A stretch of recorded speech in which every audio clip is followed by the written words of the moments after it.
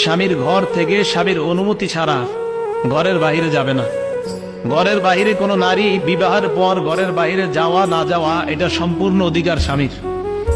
আত-তারগীব আত-তারহীব ৩ নম্বর খণ্ড ১০১ নম্বর পৃষ্ঠা স্পষ্ট বর্ণনা, লা তাখরুজু ওয়া হুয়া কারিহুন।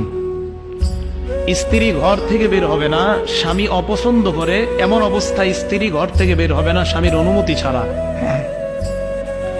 শেখুল ইসলাম ইবনে তাইমিয়া রহমতুল্লাহি আলাইহি ওনার কিতাব মাজমুউল ফাতাওয়া ৩২ নম্বর খণ্ড ২৮১ নম্বর পৃষ্ঠায় লিখেন, লা ইয়াহিল্লু লিজ-যাওজাতি আন তাখরুজা মিন বাইতিহা ইল্লা বিইজনিহি আই ইল্লা বিইজনি যাওজিহা।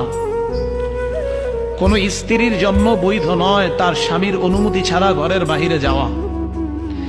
এরপর ইবনে তাইমিয়া ভয়ঙ্কর কথা লিখছেন, ওয়াইজা খারাজাত মিন গায়রি আমরি, স্বামীর অনুমতি ছাড়া যদি কোনো স্ত্রী